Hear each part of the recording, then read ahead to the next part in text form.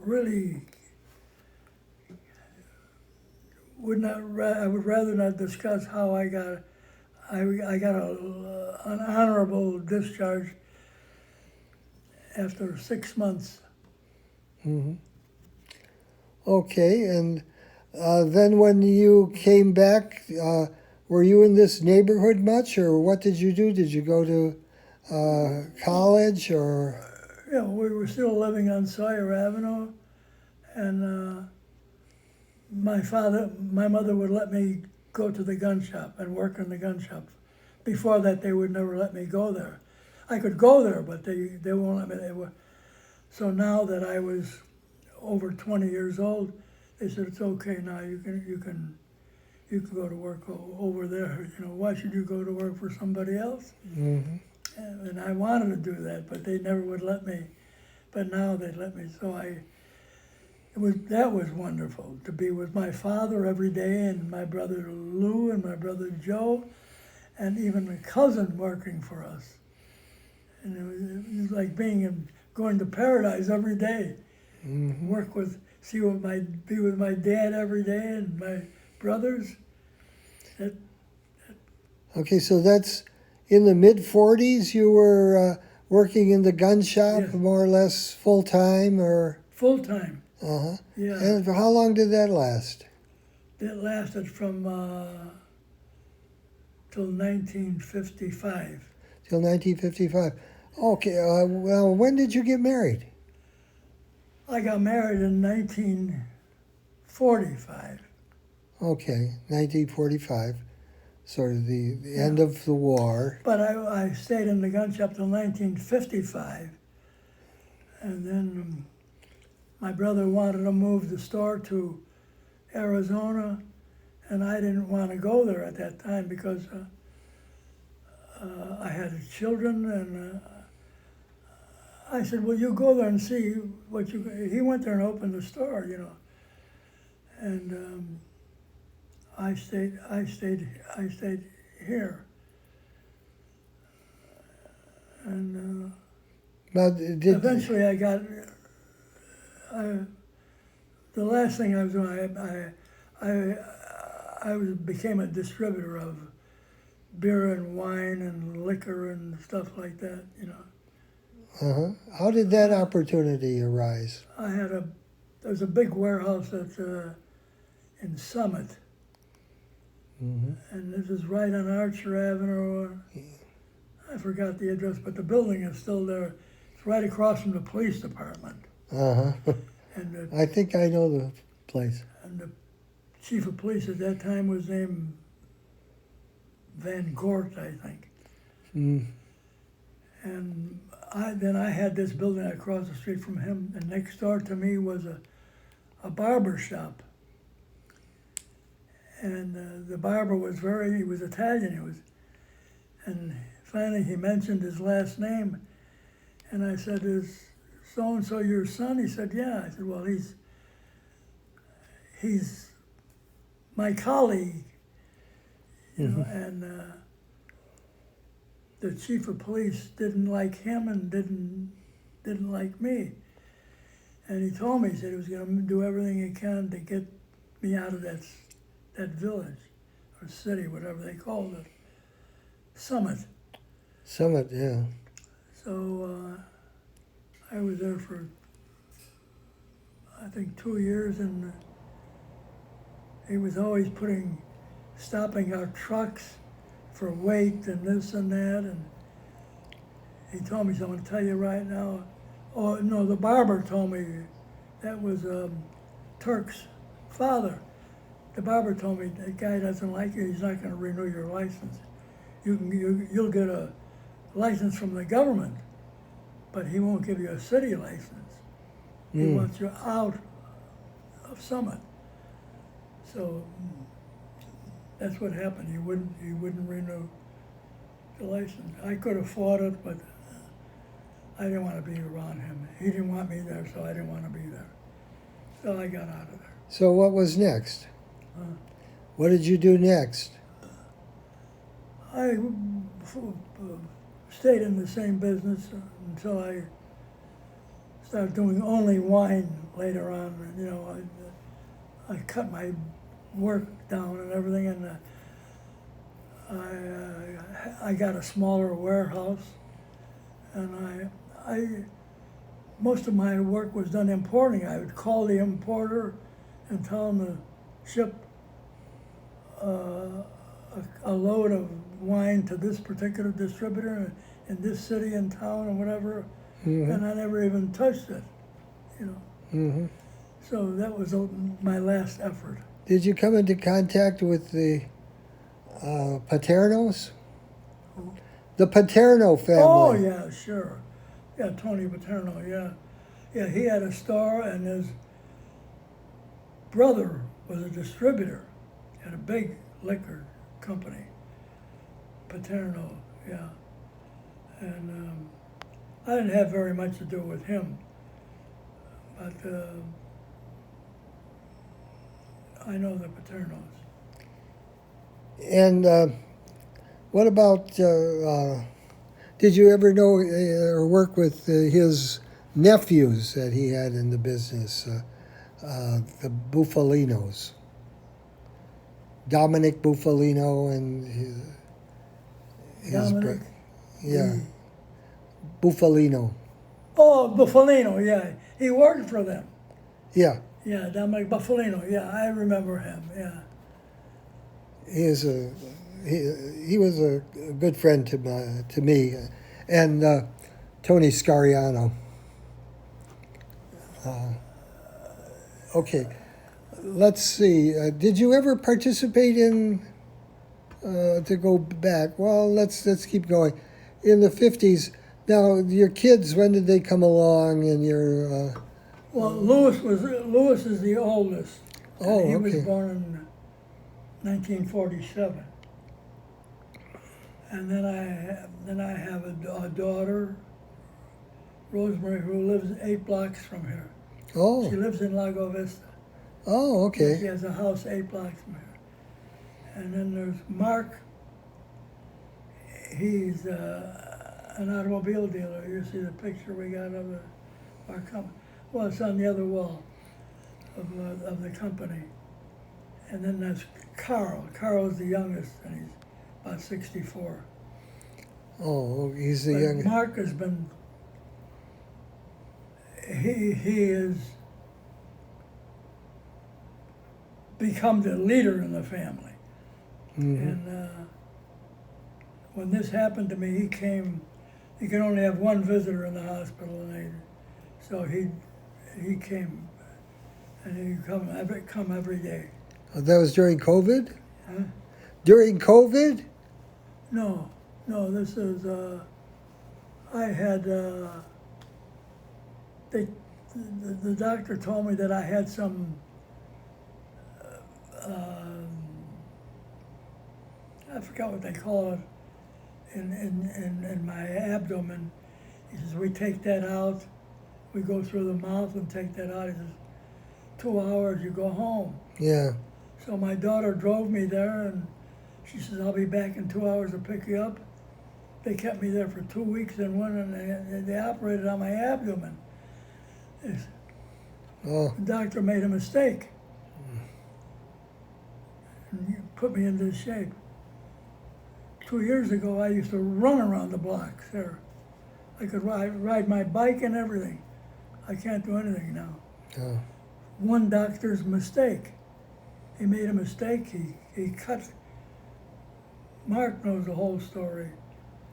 He cut me in the wrong place or something, Oh boy. and he left me to now where, thank God, I'm able to get around and everything like that. But 2 years ago, I used to run around the block here. You know, That's and amazing. I would go to the office every day, go to church every day. And I got to a point where I was all cut here, and I had to get this caregiver. The nurses came here for about 2 months, and they would clean the wound and bandage it, and then they taught this girl, Agnes, how to do it. And after 2 months, they quit, and then she took it over, and she's been wonderful. She took care of me, and this is how I wound up. Okay. Well, let's backtrack a little bit. This would have been in the 50s, 60s. Did you go from the liquor distribution business or wine distribution into automobiles or what? Yeah, and I think in the '70s, Mark said, "What are you fooling around with that wine? Come and sit over here." So he's got a big automobile dealership, and he does real well. And I would go there. I would go there, and I had my own office there, and I would do look for cars on the internet, and or if they needed a part, I would look for a part, and I would go there at 8 o'clock in the morning. After when I come out of mass, I would go there and stay till about 4. Mm-hmm. But Mark is a workhorse. He stays there all day. He's become like my guardian angel. Really, he's a wonderful kid, and brings me a check every week and all that kind of stuff.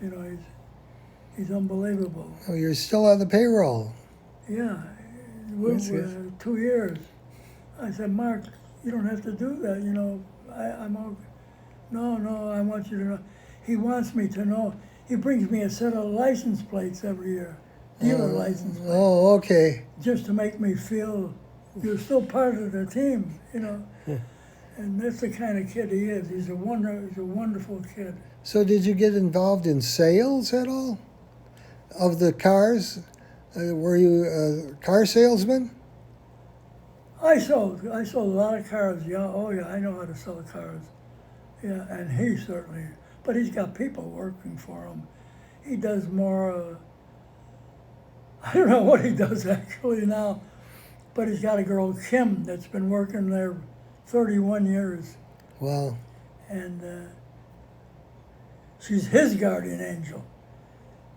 And So has Italianness entered into your business, either with the distribution of wine and liquor or in the automobile business?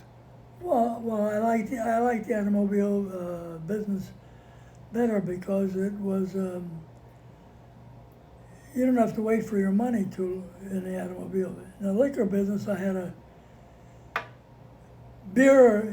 They have to pay when you deliver it, but wine and spirits, you got to give them 30 days to pay. Mm-hmm. And some of those people say, "Oh, they give you a check. They give you a check, it bounces. So you bring the check back. Hey, here, I'll give you a new one," and it bounces again. Yeah. And so instead of getting 30 days to pay the bill, they get maybe 120 days. Did you have a lot of or a significant number of customers or colleagues who were Italian in your businesses? Oh yeah. There were many Italians in the liquor business. They denied me the license originally, and I got so mad about it. I went to Washington, D.C. Mm-hmm. And I said, I want you to show me why you have to have a government permit.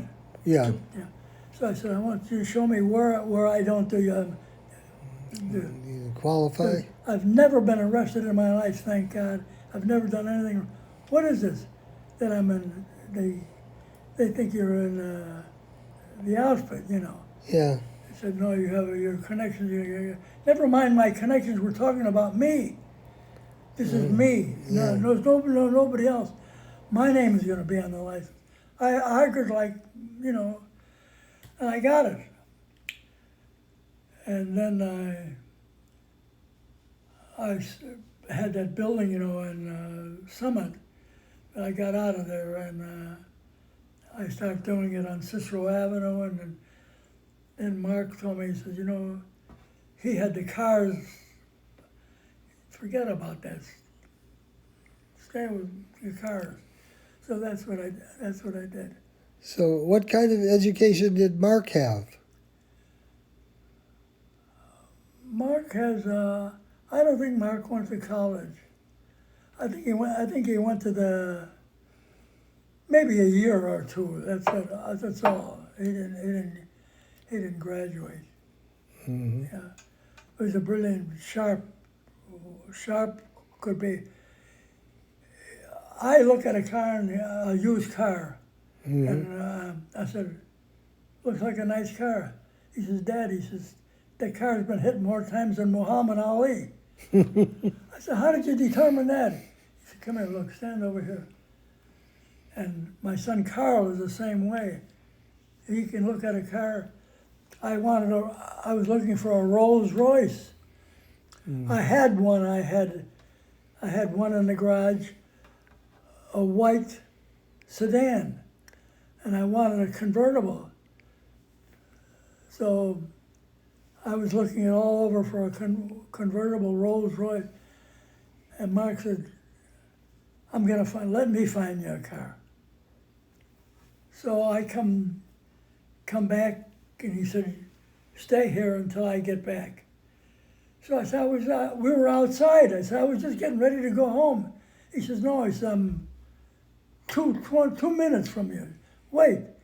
He was 20 minutes away. I was just going to get in the car, and I see this Rolls Royce coming around the corner. I said, man, what a car. It was Mark driving it, and he brought the Rolls Royce. He said, convertible.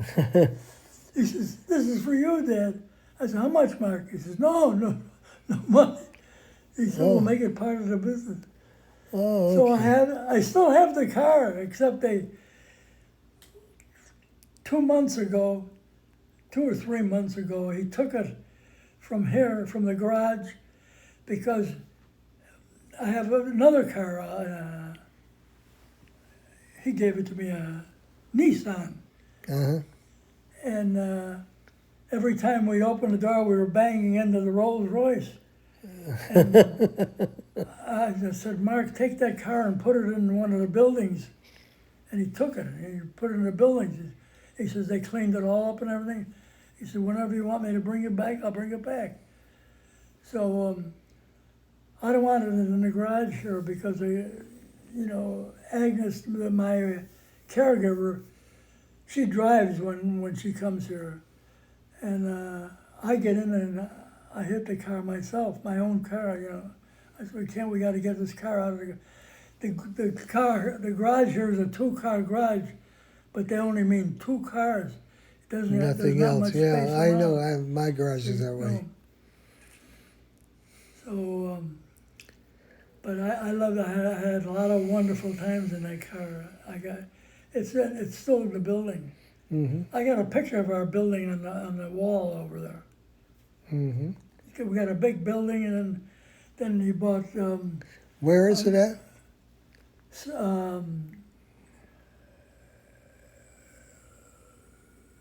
That's not over there. That's. I go there every day, and I don't know. I can't think Well, that's okay. of the town. It's, It'll come to you.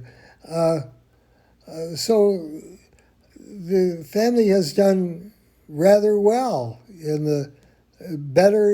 Do you think the family is better off now than when you were growing up in your father's family? Oh yeah. I can't believe that. I can't think of the name of that suburb. It's 12200 South Keeler. 12200 South Keeler. 22 Oak Lawn.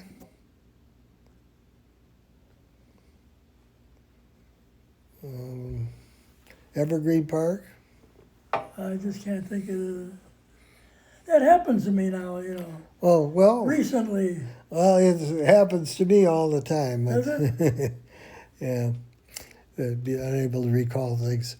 So, Alsip, Illinois. Alsop. Oh, okay. Alsip, Illinois. Okay, you got it. 12200 South Keeler. And I have a picture of it. It's a nice building. But we have more buildings right around there. He buys buildings like mad, Mark. You know, he's a smart kid. Okay, so he travels back to Italy. Have you gone back to Italy? What kind of relationship do you have? No, I haven't been able to go to it. I would love to go, you know. At all? I've been there, and I would love to go there, you know. And Mark has a friend, Antonio something or other. He has a house, and he's got a pharmaceutical business. He sells to the drugstores. The drugs. Yeah. He's their supplier. But he's been in Italy 5 months now at his house over there. And he's married to a girl. He's about, I would say he's about 55, 60, maybe a little bit more. He's married to a girl 35 years old. Oh, that's good. Yeah, he's a real nice guy, real nice guy. He comes to the office quite a bit. Mark's very friendly. Mark has a big house in, what is that over there? It's okay, but let me get this clear. You have never traveled back to Italy? Yes, I did. Okay. And I rented a car, and we rented a car in Milano. Mm-hmm. And we drove the car the whole peninsula to Pontelatone, Naples, you know. Mm-hmm. Then we went to Taranto, where my mother comes from. And I just wanted to walk on the sidewalks my father walked on, and my mother. And I'll tell you, it was a wonderful experience for me. Did you find any relatives there? I rented a car. Were there any close relatives, any cousins? What year? Oh yeah, we have many cousins there, and two of them just contacted Lewis. They're lawyers. Mm-hmm. They're from they're our cousins. They're from Pontelatone, Naples, Italy. But he's living in Sicily. He's a lawyer. He married a Sicilian girl. I got the pictures of him here. Yeah, Nicola Scaramuzzo. Oh. Nicola. And when was the year? What year was it that you went to Italy and did this trip, automobile trip? Oh, the last time I went, I confess, and I'm sorry to say it, was 1977. Yeah. And I rented a car and we drove it all around. But then I got busy and never did it. Now I can't go anymore. Mm-hmm. You know, I'm not in shape to go anymore. So, what part of your life has your ethnicity played? How has being Italian made you different, or? I think I learned that being Italian is a gift, in my opinion, and especially when I had my father move my cousins to our neighborhood, Luciano, and we always made pacts with each other. We'd shake hands and we swear we're never going to use bad language. Mm-hmm. We never did. And we're always going to go to church. And we're always going to do this. And we're only going to marry 2 Italian girls. And hopefully they'll be sisters. But then I introduced them to two girls. And, you know, in those days you could stop a girl on the street. So it was just getting dark and I saw these 2 girls walking down 58th and California Avenue. And I said, Lou, look at these 2 girls. So I stopped the car and I got out and I went and talked to them. I said, young ladies, I'm going to give you both a present. I'm going to introduce you to a wonderful guy. Me, Piero Scaramuzzo. And I called my cousin, Lou, come here. I said, I introduced him to this girl. This is Irene, an Irish girl. We vowed we'd never. This kid fell in love with that girl the minute he saw her, and he eventually married her. Wow, Isn't that something? that's quite a story. Yeah. I married an Italian girl and we got divorced. He married an Irish girl and he said we never even had an argument. And he had 5 children with her. I have 4 children. But he was Luciano Celloni was a wonderful kid, first cousins and wonderful kid. Has he passed now? Yeah, Okay. yeah. I think he was 80 years old.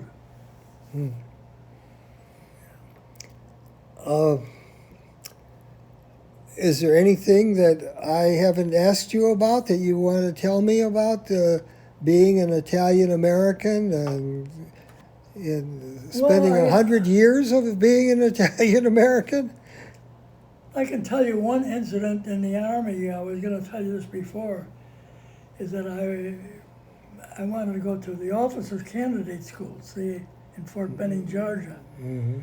And I went before this board of, I don't know what they call it, 3 generals sitting together, you know.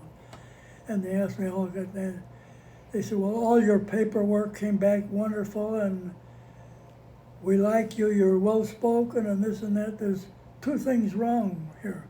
One is that you're from Chicago and 2 is that you're Italian. I said, well, I'm proud of both. I'm proud of being from Chicago and I will never say that I'm not Italian because I'm very proud to be Italian. And he said, well, the general said to me, that's a very good answer. I said, well, that's the honest truth.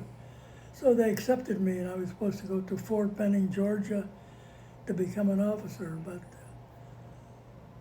I changed my mind. Mm-hmm.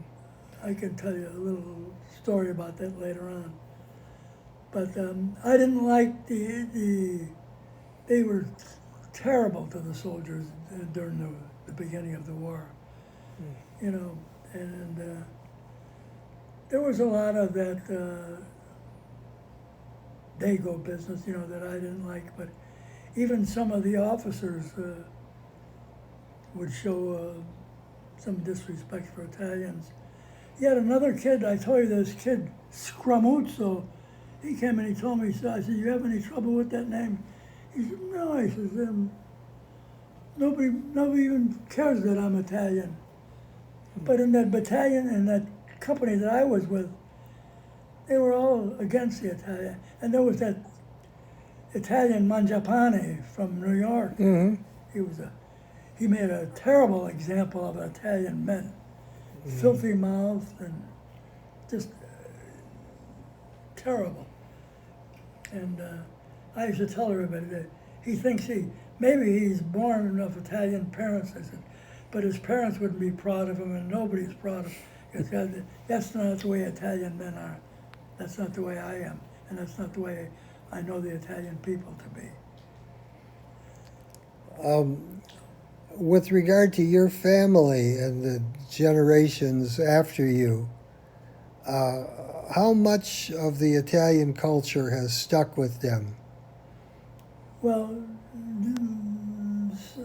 with my children, it's still visible and wonderful that my children know they're Italian, they're proud they're Italian, and they talk about being Italian.